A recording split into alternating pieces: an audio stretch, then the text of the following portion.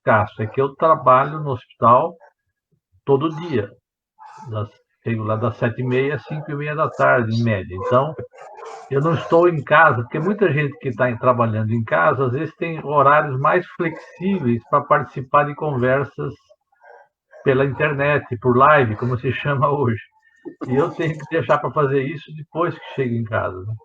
E eu ainda, para gravar, tive Covid, fiquei internado 25 dias, tive UTI, ainda tenho que fazer minha fisioterapia para me recuperar dos problemas que eu tive da doença. Então, é por isso que o meu tempo é um pouco enrolado, porque eu fico o dia inteiro fora de casa, né? Pelo menos desde o mês que eu voltei ao trabalho, estou nessa situação. Bom, eu talvez, como vocês me deram 20 minutos, que é bastante, primeiro, uns esclarecimentos da doença. Não se conhece ainda, é um vírus, é um micróbio muito pequenininho, menor que uma bactéria, de tamanho. Parece que ele foi transmitido a partir de alguns tipos de morcegos, não se tem isso ainda certo. O que se sabe pela composição do vírus é que ele não é uma guerra biológica, não foi produzido em laboratório, não foi um vírus que foi jogado ou que escapou de algum experimento. Isso hoje, com técnicas de genética, você consegue saber se as coisas foram produzidas geneticamente ou não. Ele não foi. Nós temos devastado a natureza no mundo todo, muita floresta sendo colocada abaixo por incêndios, por desmatamentos, excesso de poluição que aquece a superfície da Terra e promove mudanças climáticas.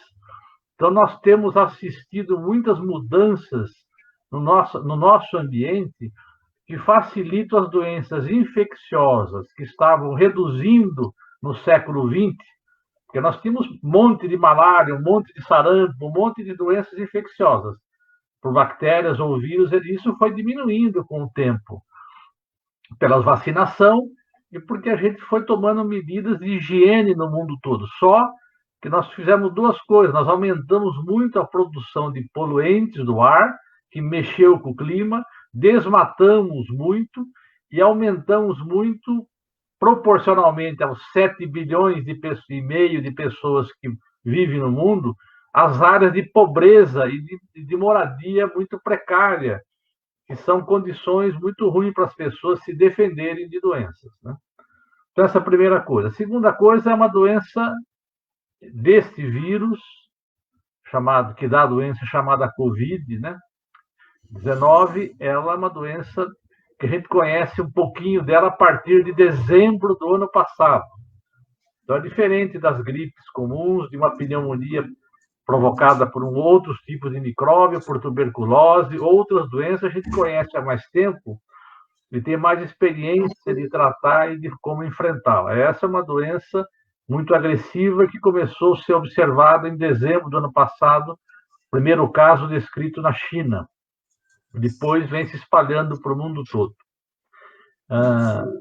Então, é um vírus que, quando a pessoa se infecta, ele provoca, numa parte das pessoas, uma doença grave. Na maior parte das pessoas, os sintomas são leves, parece uma gripe, e 20% sintomas são um pouco mais intensos, e uma parte desses tem que internar, e uma parte vai para a UTI, e uma parte morre, como vocês têm visto no noticiário e nas informações.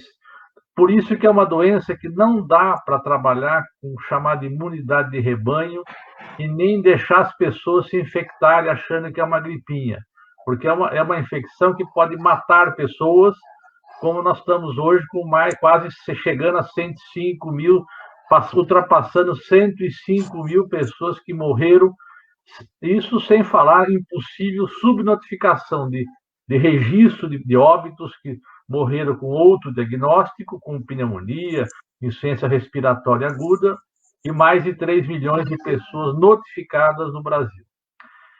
Então, é uma doença grave e nós tivemos um problema complicado. O Brasil, já sabendo a doença que começou na China, Coreia, Depois foi para a Europa, o caso mais emblemático, que chamou muito a atenção, foi a Itália, depois França, Inglaterra, depois Estados Unidos, e nós aqui assistindo, tínhamos todas as condições e tivemos mais tempo de nos preparar adequadamente para enfrentar essa pandemia. E por incompetência do governo federal, do governo do senhor Jair Bolsonaro, isso não foi feito. Nós estamos com 105 mil óbitos, que isso é classificado como um genocídio. Por quê?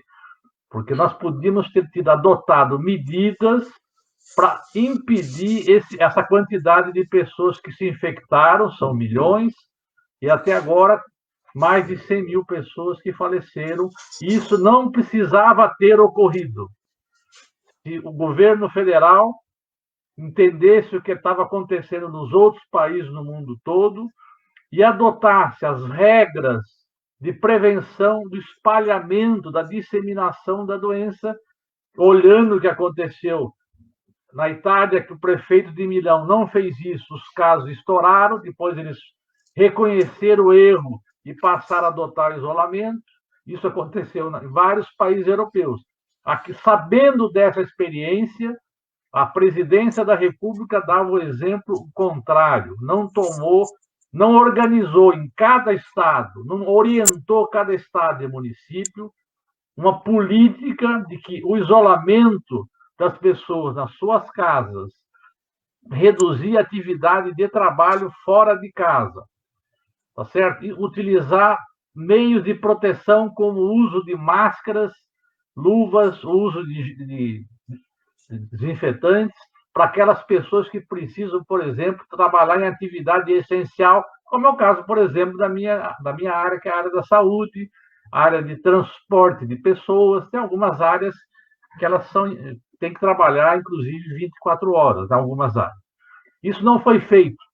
Nós tínhamos todo o tempo do mundo para fazer este procedimento implantado nacionalmente, coordenado a partir de Brasília para os 5.570 municípios do Brasil.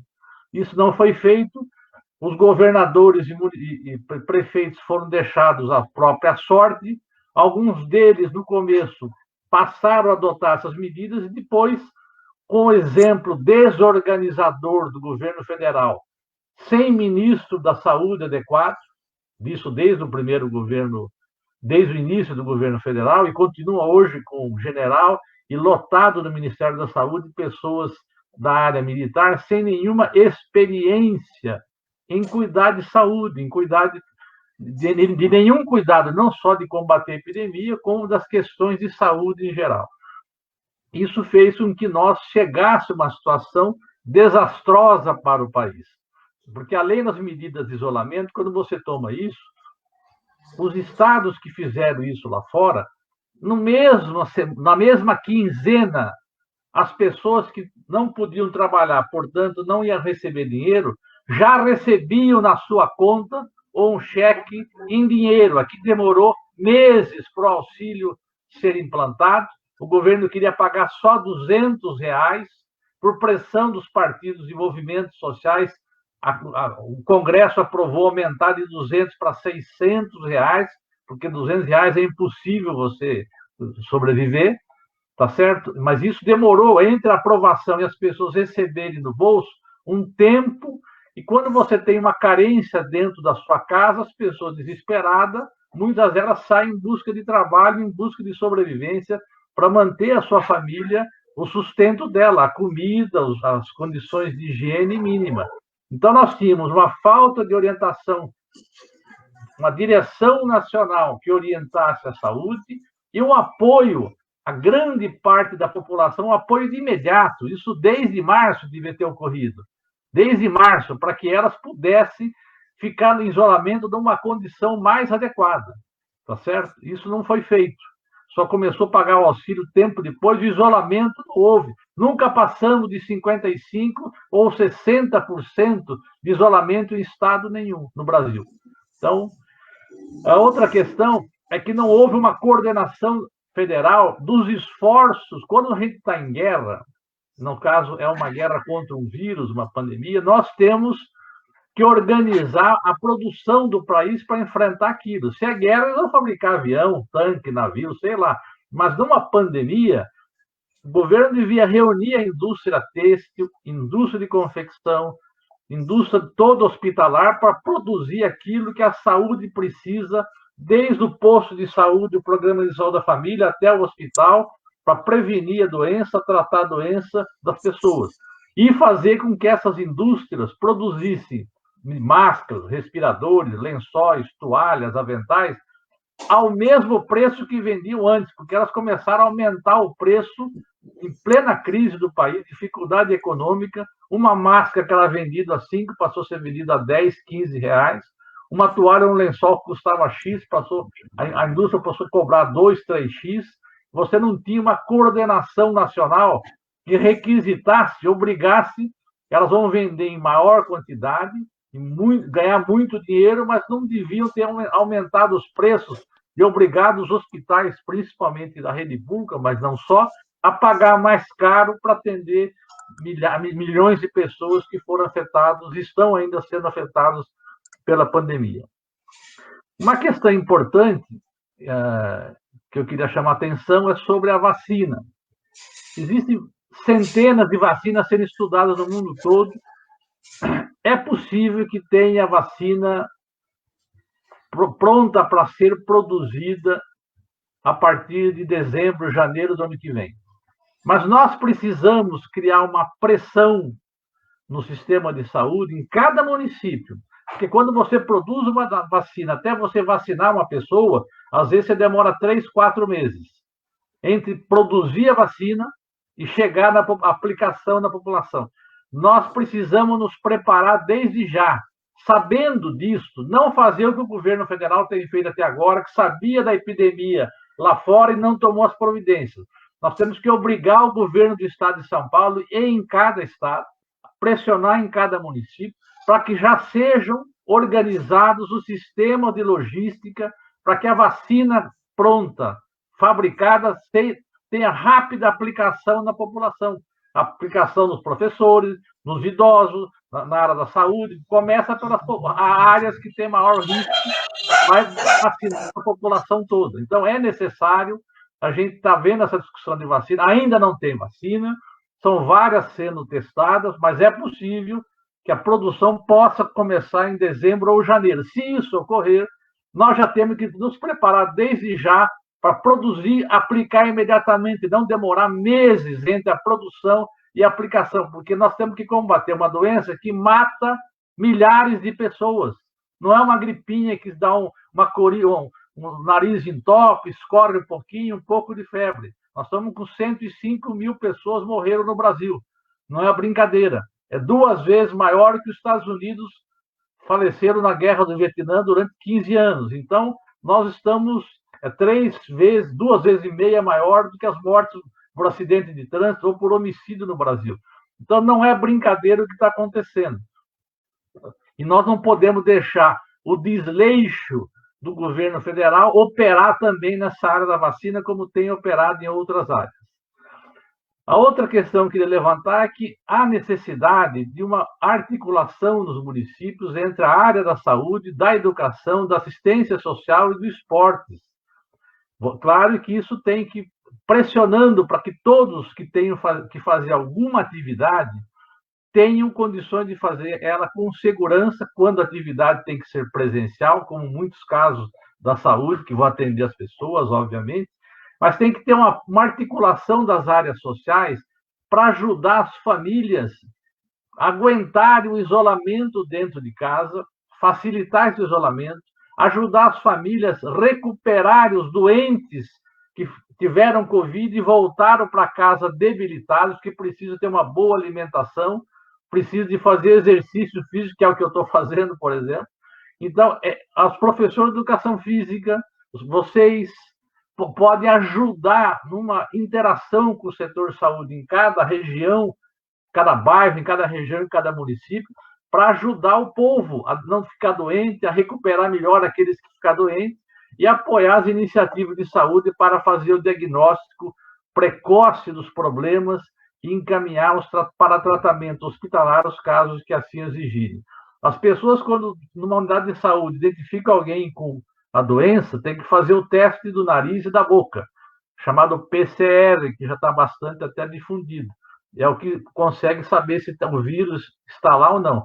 A pessoa deu positivo, você tem que perguntar para ela quais todos aqueles contatos com que ela teve e fazer o teste em todas as pessoas que tiveram contato com ela, mesmo se essas pessoas não tiverem sintoma nenhum. É a única maneira de prevenir com competência o espalhamento, a maior disseminação da doença. Por exemplo, se eu começo a ter sintoma, eu vou numa unidade de saúde, faço o teste, se deu positivo, isso, o resultado tem que sair em 24, 48 horas, não mais que isso. Eu tenho que perguntar o médico tem que perguntar para mim quem são as pessoas que você teve contato nos últimos 10 dias. Eu vou listar as pessoas e eles têm que ir atrás para examinar as pessoas, fazer o teste, mesmo se elas não tiverem sintoma, se a gente quiser controlar a doença. Essa é uma das razões que é uma irresponsabilidade você pensar numa estratégia de abertura das escolas. Nós temos um governo federal que dá o exemplo que desorganiza a população sobre os riscos da doença.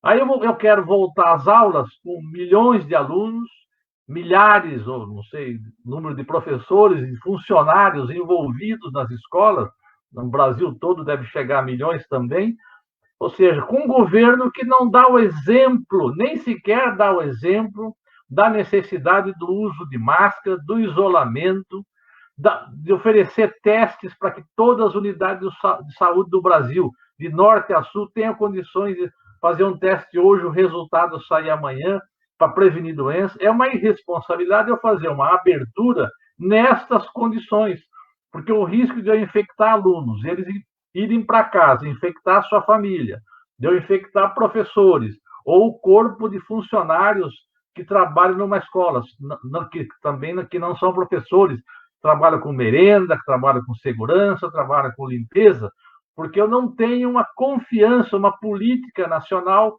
segura, porque isso não foi feito desde o começo. Então, nós ficamos abrindo shopping, não sei o quê, de maneira irresponsável.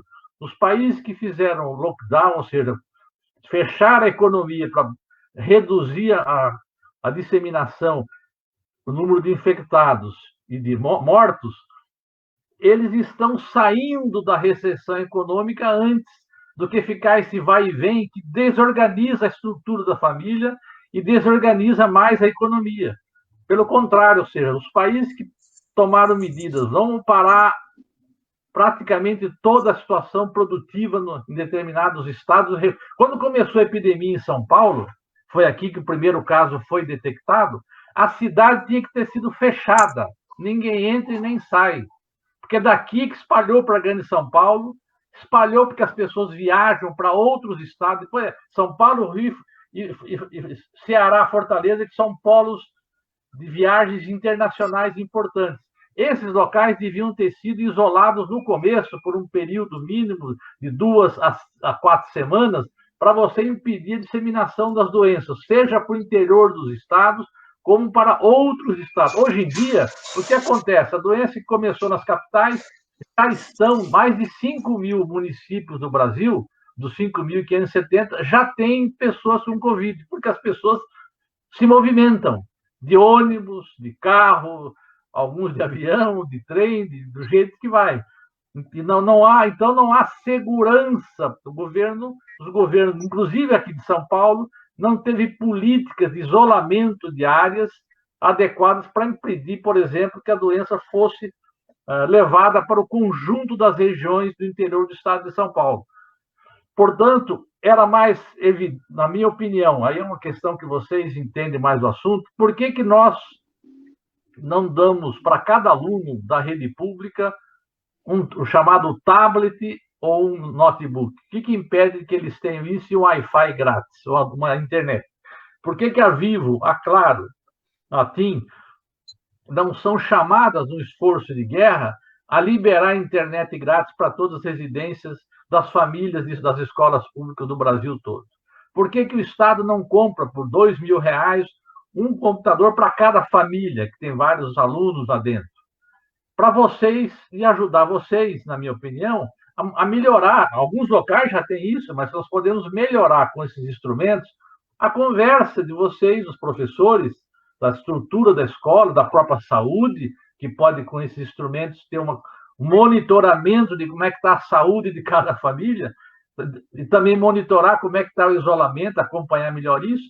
Essa que é o esforço, na minha opinião, que devia ser tomado, e não ficar discutindo sobre pressão de setores econômicos, cujos donos estão bem guardados nas suas chácaras, nos seus sítios, nas suas fazendas, nas suas mansões, nos jardins, e querem que os trabalhadores vão se expor. Olha o que acontece nos frigoríficos.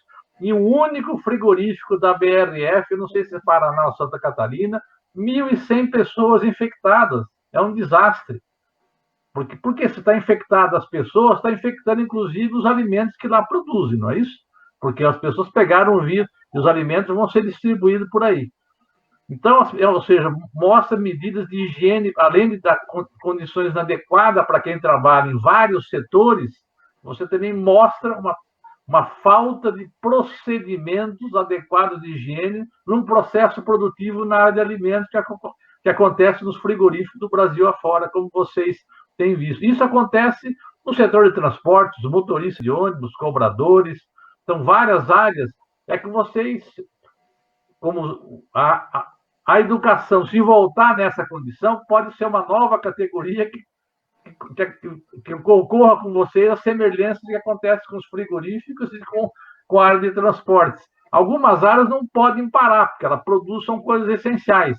Mas essas coisas essenciais não estão sendo cuidadas. Mesmo na área da saúde, ainda faltam quantidade de equipamentos e qualidade de equipamentos de proteção para as pessoas, os agentes comunitários de saúde, ter a máscara e ter aquela outra, aquele protetor facial, tá certo? Ter roupas trocáveis, vai lá numa casa, trabalhou na manhã, volta, aquela roupa lavada separadamente, recebe. Não há esse conjunto de procedimentos, que inclusive poderia ser um instrumento de animador da economia brasileira, ou seja, porque se eu estou paralisando a economia e a área da saúde precisa funcionar a todo vapor, eu posso, essa área está produzindo, está empregando gente, está pagando salário, tá certo? E nem isso foi feito, né? E acho que a educação tem que tomar um cuidado, porque nós estamos com uma situação ainda, o patamar de casos novos todo dia, variando de 30, 40 mil a 60 mil, o número de óbitos no Brasil em torno de 1.000, nós não estamos aumentando o número de óbitos por dia, o número de casos, nós estamos estacionados num patamar muito alto, e é inaceitável essa naturalização de que é isso mesmo, esse vírus mata mesmo o paciente. Não é isso, não. Isso acontece pela incompetência dos poderes que estão instituídos nos municípios, nos estados e principalmente no país. E eles têm que ser responsabilizados agora e perante a história pelo genocídio que estão provocando, pela ineficiência, pela incúria na aplicação de políticas na área da saúde e de políticas econômicas ou de políticas sociais para ajudar o povo a sobreviver com dignidade. Se uma casa não tem condições de isolamento, nós temos que alugar hotéis, tem um monte de rede de pensões de hotéis que podem ser os quartos ser transformados em áreas para isolar pessoas cujas casas de 2 cômodos, às vezes moram 8 pessoas. Como é que você vai isolar uma pessoa lá dentro? Eu tenho que ter toda a alternativa para resolver isso. Então, temos que gastar dinheiro com essas coisas. Nós não podemos ficar, nesse caso de uma guerra como estamos, apego ao chamado teto de gastos que impede que eu use o dinheiro. Além disso, o governo tem retardado todo o repasse de dinheiro para o SUS. O dinheiro, mesmo o dinheiro prometido e autorizado emergencialmente para gastar com a pandemia, ele demorou para chegar aos municípios. Chegou o município agora depois de vários meses, tá certo? Que eles estão até com dificuldade de gastar de uma vez para outra e não tem uma orientação prioritária. Vamos, por exemplo, nós temos 40% do Estado coberto por programa chamado Estratégia de Saúde da Família. Nós temos que aumentar isso para 80%. Nós temos que contratar de emergência mais equipes que vão olhar as famílias do Estado inteiro, identificar precocemente aqueles que têm sintoma, fazer teste, deu positivo, isola, pesquisa as pessoas do entorno. Nós temos que fazer isso. Temos que pressionar cada município, e pressionar os governos do Estado e pressionar, claro, a União. O quanto nós vamos conseguir, não sei. O que não dá é para nos conformarmos com uma situação de genocídio como vem ocorrendo. Então, por enquanto, isso que eu queria falar, e depois vocês complementam aí. Eu não sou, embora eu dou aula também na faculdade, mas é uma outra realidade, e não tem nada a ver com a área de vocês, do ponto de vista de quantidade de alunos, de problemas, de dificuldade que tem em cada local, de orientação dos alunos, né, do ponto de vista de... Eu vou fazer o distanciamento de 2 metros um aluno para o outro, usar máscara, eu sei que é uma outra conversa, trabalhar com alunos desde o ensino fundamental até o término do 2º grau, né? Mas as suas colocações, doutor, do princípio até o fim, elas são importantíssimas e nos deixam ainda mais aflitos, né? Porque o senhor demonstrou e colocou aí o quanto que o poder público abriu mão de prestar o socorro necessário às famílias, aos cidadãos e cidadãs, e a nossa preocupação maior é que na escola pública, nessa região, nós atendemos pessoas mais simples, os trabalhadores e trabalhadoras, que a condição de vida é mais apertada financeiramente, é mais apertada nas casas que as famílias moram. Eu falo com os trabalhadores, nós temos um círculo de cuidado, que todo mundo mora muito perto, né? Saiu um dado que o risco de morrer de Covid para os trabalhadores, para a periferia, para algumas regiões da cidade, é 50% maior. Sim. 50% maior. Algumas regiões chegam a 66% maior. Mas